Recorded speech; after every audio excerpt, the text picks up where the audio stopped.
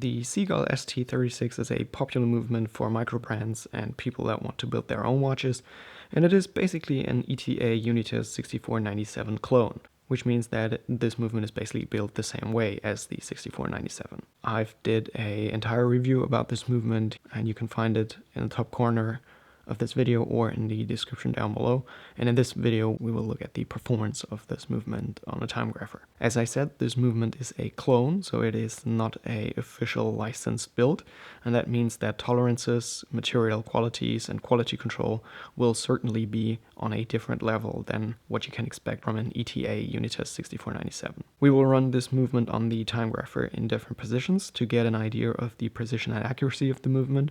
To do that, the movement is fully wound to keep a consistent result. But the question is, how and to what do we compare it? Unfortunately, I was not able to find any official expectations or spec sheets for this SEAGULL movement, so I can't actually tell you what the company SEAGULL itself expects this movement to be capable of in terms of precision and accuracy. But nevertheless, what we can do and what we will be doing is to compare this ST36 to the ETA Unitas 6497-2, which is the 21,600 vibration per hour version of this movement, and it is the closest equivalent to this ST36. This movement at ETA is produced in 3 different grades. There is a standard grade, an elaborate grade, and a top grade, and all 3 of these grades are assigned different goals in terms of precision and accuracy.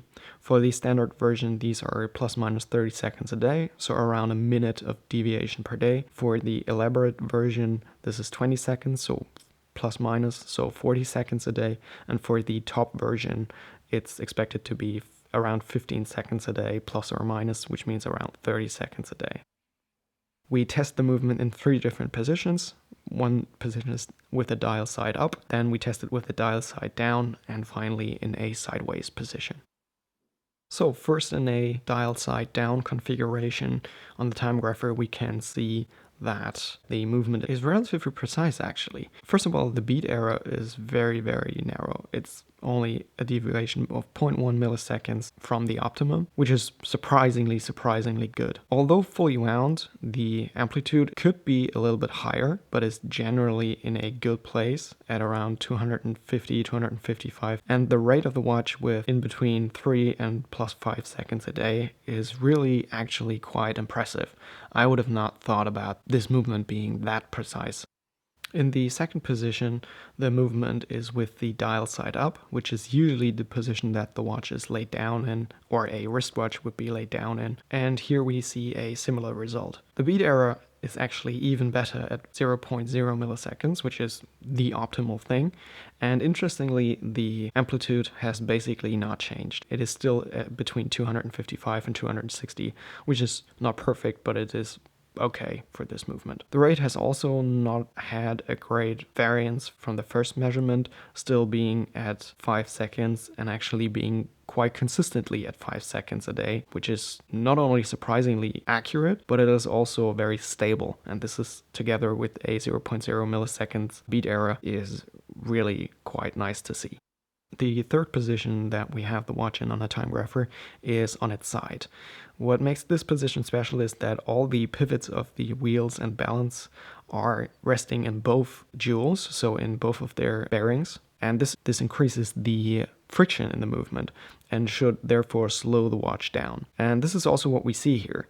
The rate of the watch has changed from plus 5 seconds to around minus 9 seconds a day, which is still a very good value, I would say, but it reflects exactly what I just told you, that there is now more friction in the movement. And also the amplitude has dropped from 260 to 215, around that, and this means that it is more power is needed to work all the wheels and work the balance. This is quite a significant drop. 214 I would say is still kind of okay, but nevertheless, since the amplitude was not terribly high before anyway, it has dropped now even a little more. We also see that the beat error has changed to 0.2 milliseconds, which is totally fine, and especially fine for a movement like this. I would have not expected this movement to be that precise. And yeah, although this is probably the least optimal result, it is still a very good result for this movement, and I'm actually surprised.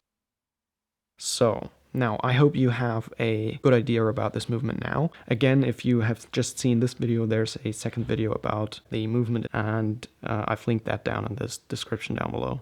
Thank you for watching this week's video, and I see you next week.